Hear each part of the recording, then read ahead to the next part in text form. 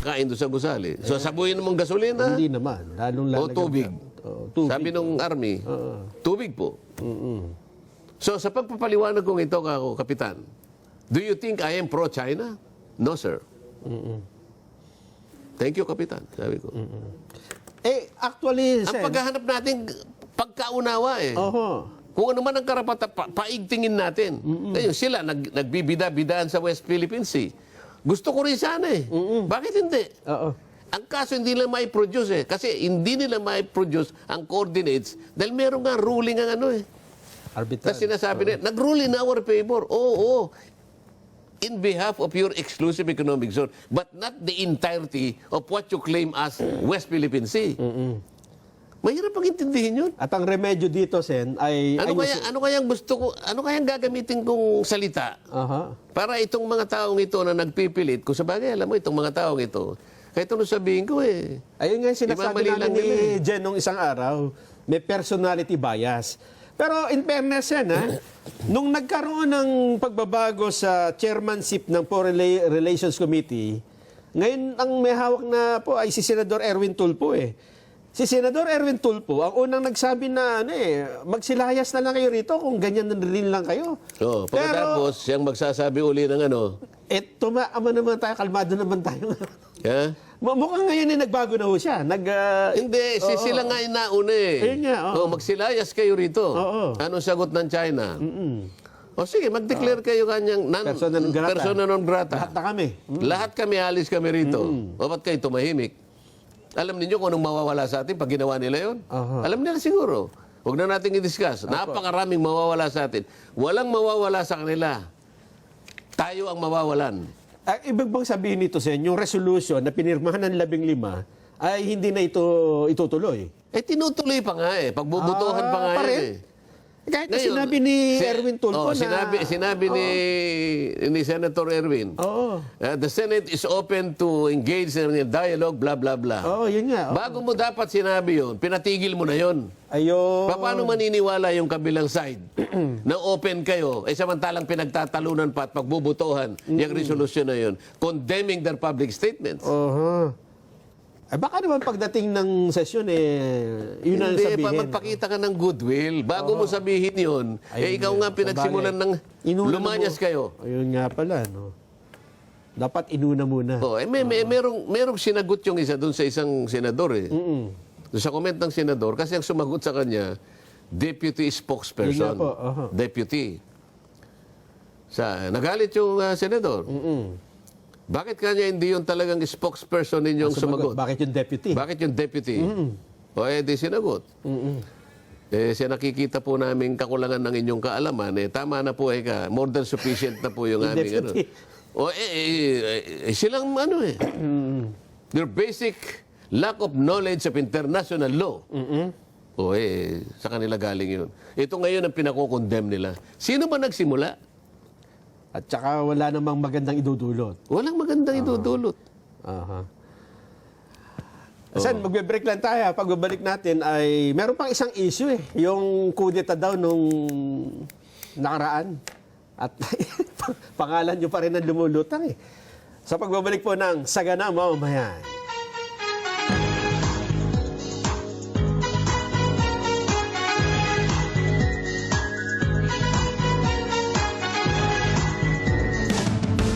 Matatag ang paninindigan. Matapang sa pagresponde. Matapat sa paglilingkod. Patikang tagapagbalita. Mata natin sa balitaan. Alex Santos kasama gabi-gabi sa Mata ng Agila Primetime. How does one compete in a very crowded marketplace in the aesthetic industry to sell products and services? Let's find out how the newly opened Youth Plus Skin and Laser Center faces the opportunity and challenges of the aesthetic clinic in a booming market. I go to my core values, which is to be able to provide services to our patient at the safe level and backed by science. Our original vision is to be relatively available for the people of the Philippines. If we work hard at the metro, we were able to expand more. Open for Business with Cesar Vallejos, Sunday, 9 p.m. Sunday 25. Bukas, pupunta kayo ng Samchok? Oo. Mag-ingat kayo. Mag-enjoy kayo ron. Great Grand Lolo! Hello, Lolo! May happy ending bang pamilya ni Milo? Mahirap bang palakihin sila na mag-isa ka lang? Naging mas responsable na sila ngayon na wala na si Milo. At saka, inanda na ni Milo ang lahat para sa amin. Salamat talaga sa kanya.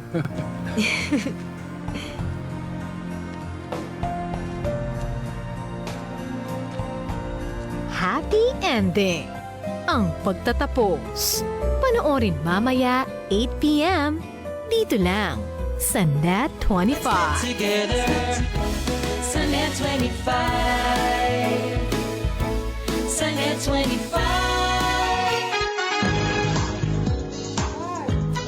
Gamit po ang inyong remote control, iskan ang Net25 sa inyong TV menu. Pagkatapos maskan, piliin lang po ang Net25 HT mula po sa listahan ng mga channels. Let's Net Together na sa panonood ng mga programa, lalo na ng Saganang Mamamayan.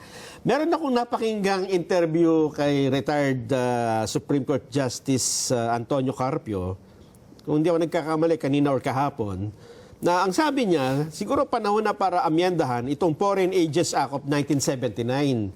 Ito po yung batas kung saan ay merong mandatory registration, ililista, itatala ang mga agents o yung mga tao na ginagamit ng mga dayuhang bansa para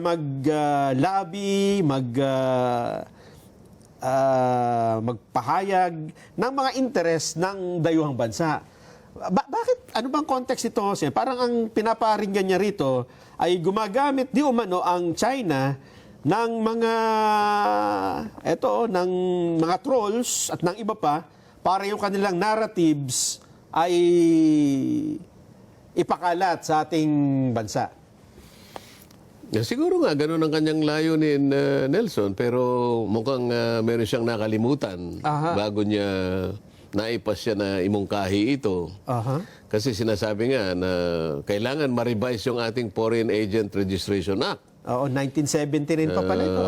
Para matrack natin ang mga Pilipinos na binabayaran ng China. No? Sabi pa niya, because if you're a foreign agent, you're working for China. Okay. The whole country will know that you're speaking for China, that you're being paid. Ayan. Kaya nakalimutan niya, o baka alam naman niya, o nakalimutan niya sandali, na yung anak niya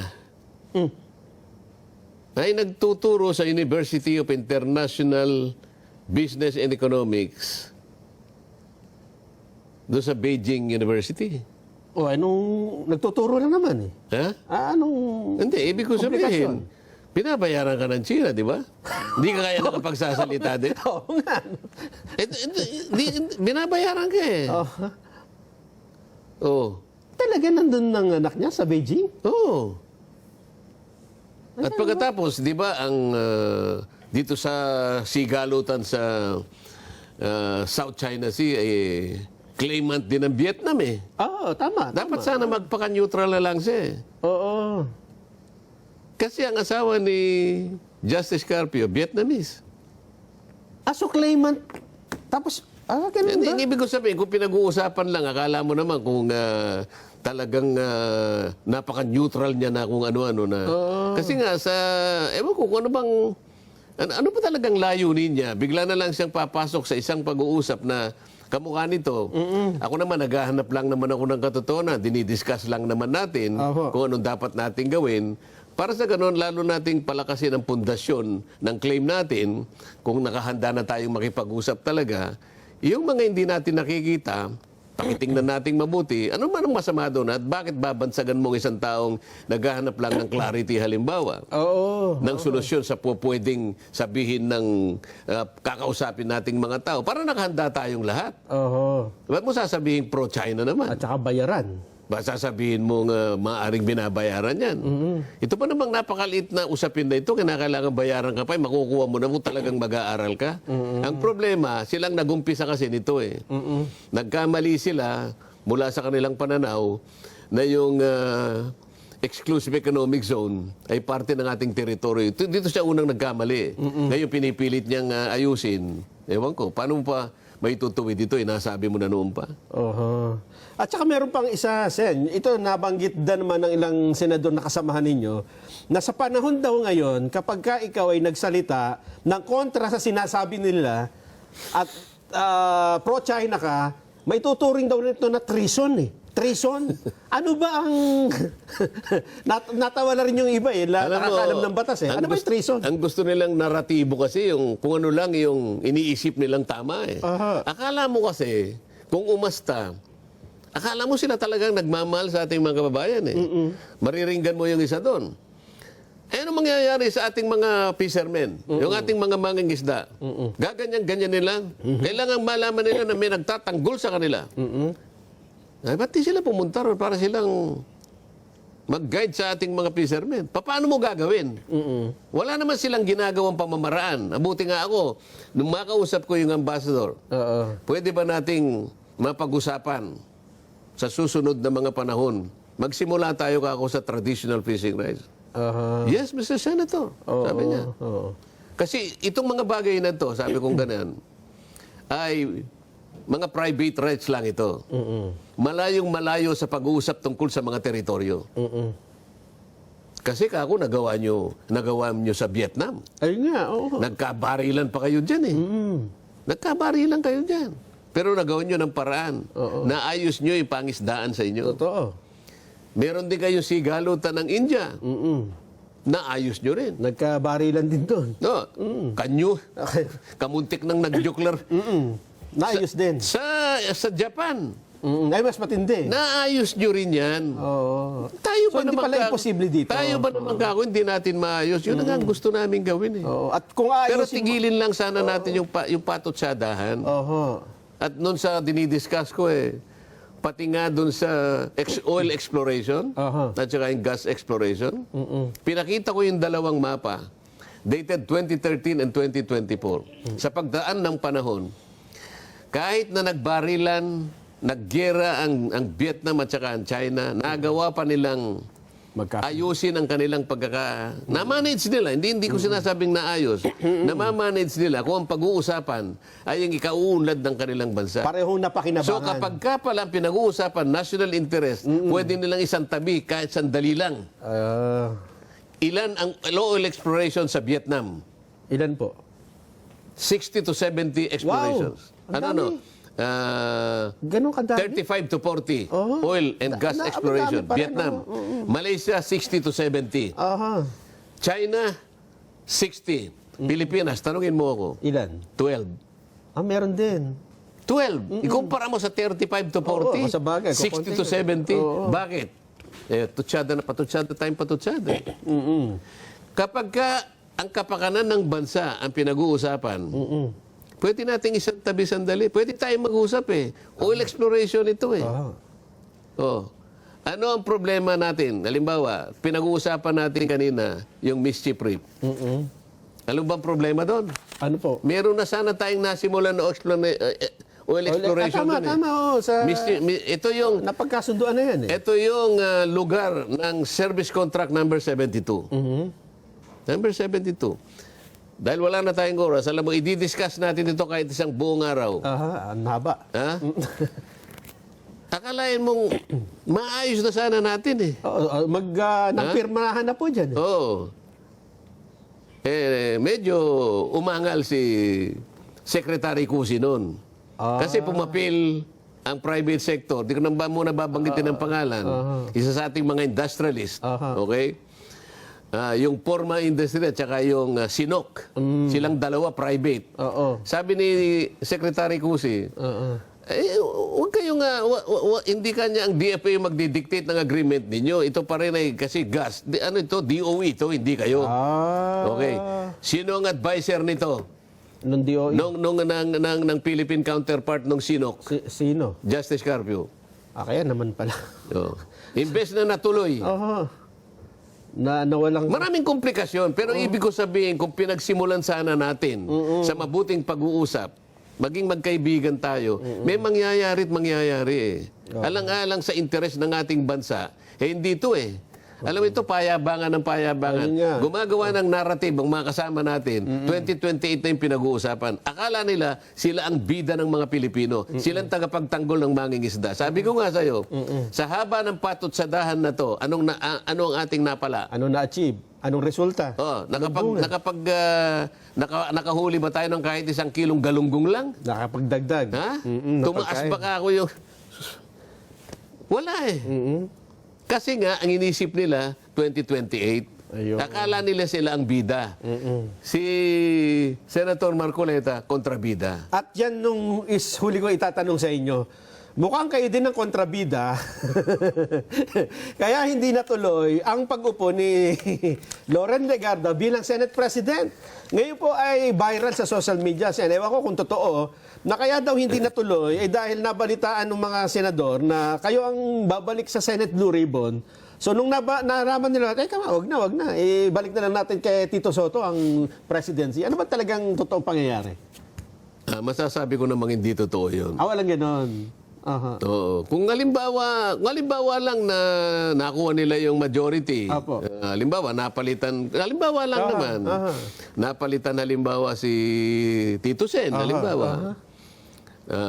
At nilagay naman nila ako na matatanggap naman nila yun kasi ang majority talaga ang nagdidikta ng posisyon.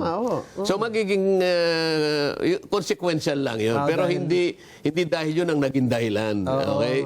Kapag nakuha halimbawa ng majority, halimbawa iba na yung Senate President, siya naman ang maglalagay talaga kung sino yung gusto niya. Hindi dahil sa ako yung magiging dahilan. So hindi kayo kinausap na kayong gagawing Blue Ribbon uli? Walang ganon? Wala namang ganon. At wala ding... Pero naisip lang nila siguro na gumawa ng istorya. Parang ngayon, alam mo nga, sabi ko nga, pagka ako, pipilitin nilang magdrama. Gagawa, maghahabi ng kahit anong klaseng drama. Para lang kumita sila sa kanilang mga vlogs. Nagpa-viral pagka Marcoleta nandun lang. Oo nga, siguro. Congratulations at nakakatulong ako sa inyo. Hindi ba? Congratulations, Notre Ban. Ayun. At inuulit ko, ikaw si PMQ. Ng GCash. Ikaw ay naglingkod sa GCash. Yan sinasabi ko na sa'yo. Nakita mo, 3 minuto ang sinayang ko sa aking trabaho para lang makilala kita. At ikinagagalak kitang makilala. PMQ. Ayun. Ayan. Ay, may greetings po muna tayo, Sen. Baka... ikaw na yan. Ako na. Magtatampo sila pag ako bumasa. Happy birthday kina Sandro Laksamana, John Michael Laksamana Salinas, Josel, Bahilangco, Bartolo ng Binyan, Laguna. Ayan. Happy birthday to Vicky Arsenal, Dumopoy, from London, England. Kaibigan natin malayo-layo. Advance happy birthday, Kuyang. Ano yan? Reggie Ramos from Tandangsora, Quezon City. Layo din ito, no? Lumiit naman yan. Hindi ko na kaya yan. Si Derek naman. Ano ba yan? Derek. Ikaw na yan. Happy viewing po sa taga-Tagum City, Davao del Norte, lalo na kay Ernesto Malilay Jr. and family. Wala na? Wala na daw, Sen. Yan. Mag-extra ka na. Hindi, kayo po muna. Friday ngayon Maraming salamat po sa inyong pakikinig. Sana po kahit konti ay nabigyan namin ng liwanag na pinipilit pong palabuin ng mga taong wala pong magawa sa buhay kung hindi bigyan ng problema ang ating bansa. Pero kahit ganyan, pipilitin pa rin nating ituwid. Kahit anong panlalabo ang gagawin nila. Nandito po kami para liwanagin natin yan kahit ano po ang gawin nila.